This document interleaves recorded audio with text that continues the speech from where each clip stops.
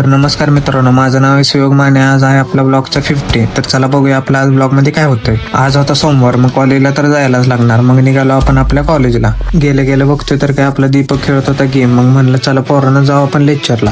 तर हे बघा, आपला सुयोग झोपेत पण काही पण लिहू शकतो. हे जगा वेगळे टॅलेंट फक्त त्याच्याकडेच आहे. आता झाला होता ब्रेक, मग म्हणलं ब्रेक मध्ये जरा पाय मोकळे करून यावं. बाहेर आलोय तर बघतोय का आपल्या गंधारान कीपी एकामेकाला रिस्पेक्ट देत होते. रितेश म्हणला की सुयशचा हात काटकरपेक्षा छोटा आहे. मग त्यांचं कंपॅरिझन केलं आणि लेक्चरला आम्ही गेलो वर्गात. मग झालेला लंच ब्रेक. मग म्हणलं आता जेवून कुठेतरी आपण जाऊया. तिथून आम्ही सगळे गेलो जायतापूरमध्ये. म्हणलं तिथे जाऊन जरा वेळ बसूया. जाताना म्हणलं भावांसाठी काहीतरी खायला न्यावं. मग त्यांच्यासाठी आपण आणले थोडेसे स्नॅक्स घेऊन आम्ही सगळे बसलो खायला.